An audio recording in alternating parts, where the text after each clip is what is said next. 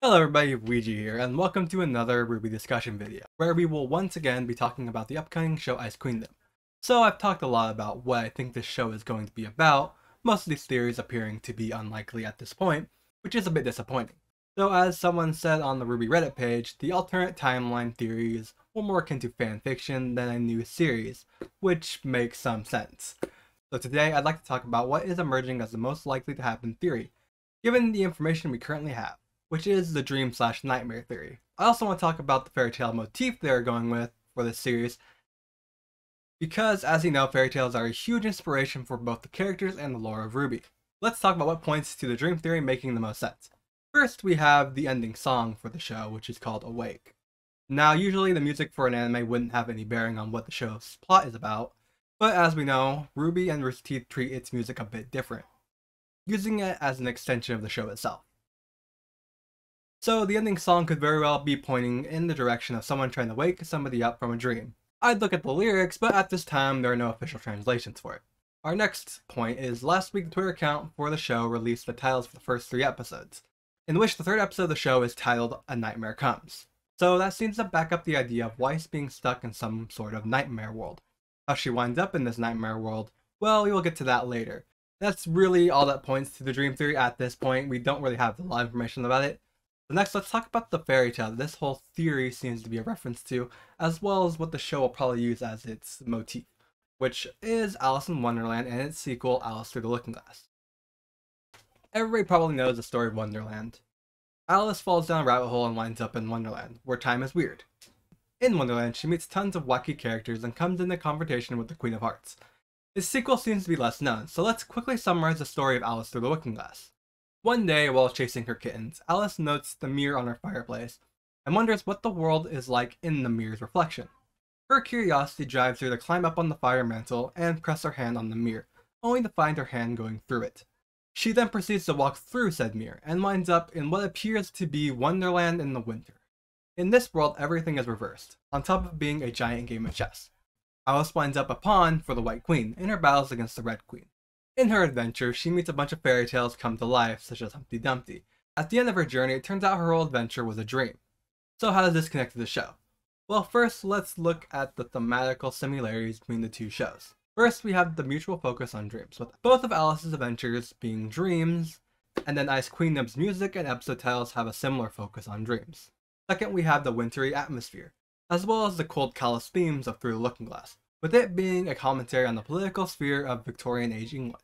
While we don't know much about the new show, it is called Icequeendom, and we do have various characters in winter apparel. And the Shnees are a cold and callous bunch. Next, we have the connection to mirrors. At the end of the trailer for the show, we are treated to the shattering of glass, possibly a mirror, before Weiss comes face to face with another version of herself, like she is looking into a mirror.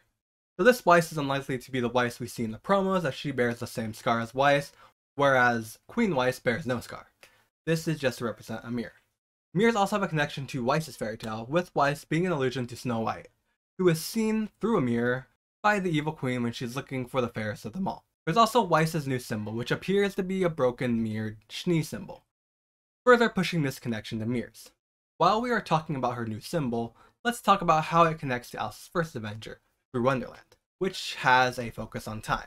This is actually something I didn't notice until I stumbled upon a random Reddit post in r/RWBY.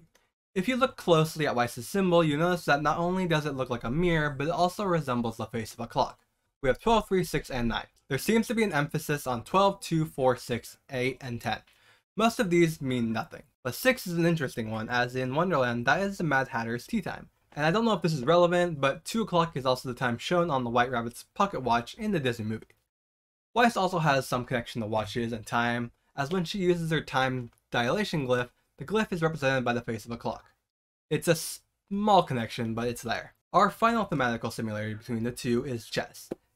In Through the Looking Glass, Alice comes to find out that the world is a giant game of chess that is being played between the Red Queen and the White Queen, a game in which she finds herself a pawn in for the White Queen.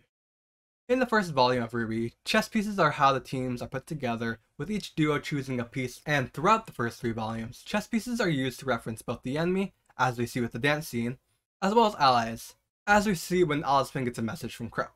Alicen and Salem also use their people as you would pieces on a chessboard, though I suppose that's not relevant to this show, which is about Weiss. Though I suppose much like Alice, she probably feels like a pawn in a much bigger game. Now that we've talked about the thematical similarities, let's talk about the characters and how they play into this possible wonderland of Weiss's creation. Now obviously these characters aren't going to be one-to-one. They aren't going to be the actual characters from Through the Looking Glass, but they will have some bases and will serve as a solar proxy for the characters in this story, like the characters in the show do with their fairy tales. First up, we have the titular character Alice, who is clearly being represented by Weiss, as she is the focal point of the show, and looking at the two characters, they do bear some similarities. Both have close ties to their older sister, as well as both using dreams and imagination to escape their real lives. Alice in Wonderland opens up with her falling asleep by a river with her sister reading to her, and her imagination creating one. While in the song It's My Turn, which is about Weiss's childhood and her relationship with her father, it has these lyrics in it. When I was young, if I close my eyes, then I can go anywhere, dream of any place, imagination set the pace. So the idea of this show featuring a world that has been created by a probably twisted version of Weiss's imagination isn't that strange. Next up, we have the two queens in the story. First, we have the White Queen, who Alice becomes a pawn to. Looking at the characters, it should be pretty obvious from a visual standpoint that the alternate Weiss is the proxy for this character. Weiss serving another Weiss, especially one that might be the idealized version of herself, doesn't seem that far out of the range of possibility. A version she will eventually come to realize is not as perfect as she probably dreamed of as a child. The visuals are the only similarities these two probably have, with the White King being wholly useless in Through the Looking Glass. Next we have the Red Queen. So which one of the characters would represent her? Well, going back to the alternate designs, it should be pretty obvious from a visual perspective. It's going to be Pyrrha. But isn't the Red Queen an antagonist, you say? And Pyrrha's about as far away from the domineering Red Queen as you can get. But remember, this is Weiss's imagination, so the Pyrrha here could be very different, and an evil Pyrrha could be pretty interesting. These representations would explain why compared to the other characters, these two look so much different. They are supposed to be royalty. Another interesting character is the White Knight, who serves as Alice's guardian. There are a few characters that could represent him that would make some sense. From a visual standpoint, Jean could serve as the White Knight, with his whole aesthetic being, well, knight. And I wouldn't put it past Rooster Teeth to use this as a wink and nod to the fan ship name for these two. From a thematical standpoint, Winter would make the most sense to be Weiss's White Knight. After all, she is the one that Weiss trusts the most, and is one of the only people Weiss would rely on to protect her if need be. A more mature Ruby could also serve as Weiss's White Knight, as a sort of idealized version of her best friend. And those are the main characters of Through the Looking Glass. So what about the rest of the cast of both RWBY and Through the Looking Glass? And what about the characters from Aliceinwonderland? Well, the other characters in Through the Looking Glass aren't as important, or don't have enough character to have connections to the other RWBY characters. As for Wonderland, I couldn't identify any major thematic or visual comparisons between the characters, except for one, and that is the Mad Hatter. Though Weiss could represent both the White Queen and the Queen of Hearts. They could take some of the personality traits from the Queen of Hearts for her. Now who is similar to the Mad Hatter? Well, how about the one person that has a connection to both time and clocks? The mysterious Headmaster Osmond. From a thematical standpoint, it makes sense. The Mad Hatter is an enigmatic character, like Osmond. But I also can't get the idea of Torchwick as the Mad Hatter out of my head. I mean, it would kind of be perfect in a weird way. And we would get to see Weiss interact with Torchwick, and possibly get a good Torchwick if they take any inspiration from the Alice in Wonderland movies. I could also see Neo as a Cheshire Cat. It would be a cool callback to the character people thought she was based on when she first showed up. Her inability to talk would be a bit of a problem. Her as a Cheshire Cat would mean we would see Weiss in her talk, which, I mean, I wouldn't really have a problem with. I really wouldn't have a problem with. Now that we've covered the possible connection between Icequeendom and Alice's adventures, let's talk about how they could realistically go about this dream world. While pissing the least amount of people off. Because let's face it, people really don't like the whole it was just a dream thing, because it makes the entire adventure seem kinda pointless. So first, let's establish a time frame for this to happen. So from this post by Rooster Teeth, we know that this show takes place after Volume 2, with the first two episodes covering Volume 1 and 2. So a Zuko-esque good and evil fighting each other in her mind is out by this point. Weiss is pretty firmly a good person by this point. It just being a random dream of Weiss's creation, with the characters being the way Weiss sees in her head, is out as well because of Blake's design, which wouldn't make much sense for Volume 3 Weiss. At this point, she is really no longer racist. The two most likely scenarios I can see for this is an imaginary world Weiss's creation being a coma, or some kind of grim-induced nightmare. So let's talk about those. A coma world would be pretty easy to do with where this story takes place. All they would need to do is tweak a small part of the end of Volume 2. Instead of escaping the train unscathed, Weiss gets severely hurt. How, do you ask? Well, after her completely unnecessary loss to the White Fang Lieutenant, when it comes time for her to build the shield around Team RWBY to protect them from the crash, she doesn't have enough dust or aura to create a shield around all of them. So she builds it around just her teammates, taking the explosion. But as she's a main character, she doesn't die, but does wind up injured, and that injury leaves her in a coma. And this world is created by the stimuli around her, much like is one of the possibilities of the world created in Through the Looking Glass. This one would probably piss a lot of people off, as coma theories are about as overdone as you can get in the theory world. Next up, we have what I personally think is most likely to happen if this dream world happens, which is a nightmare induced by a Grimm. In RWBY, we have Grimm with all sorts of powers. We have ones that induce a feeling of apathy in you, stripping you of your emotions. We have a Grimm that functions as a phone. We have a Grimm that possesses objects, and one that possesses people. So a Grimm that affects the unconscious mind isn't that weird. Here's how I see something like this happening. Few weeks after the successful mission capturing Torchwick, RWBY declares she is bored, and it's time to take another mission, with the help of a professional huntsman, of course. While looking at the board, they see an interesting one. A mission that would take them to a small town in Northern Vale, where the people have been reporting having strange nightmares and seeing a mysterious Grimm in the surrounding area.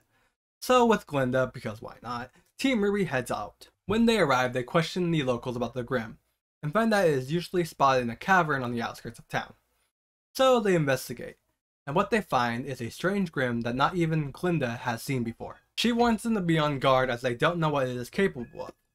They cautiously approach the new Grimm, which, upon noticing them, darts further into the cavern. Disregarding Glinda's words from before, Team RWBY charges after it, heading further into the cavern. They manage to corner it, where it lashes out at incredible speed towards RWBY, who, not expecting it, can't move in time. But Weiss, being Weiss, takes the hit for RWBY, though the attack has little effect, and they manage to kill the Grimm. Glinda chastises them about how dangerous that was, and that they were lucky this Grimm didn't appear to be very dangerous. After checking on Weiss, who appears to be fine, they leave the cavern. On their way back, Weiss's breath starts to grow more haggard, but she insists she is just tired. As they enter the village, Weiss collapses. When she wakes up, she is no longer in the village, nor is she at Beacon. She is now in this alternative world. On the outside, Team RWBY is watching over Weiss's sick body, while trying to find out information about this Grimm, whose power it appears is to trap people within a nightmare of their creation. A Grimm-induced nightmare could explain Blake's design.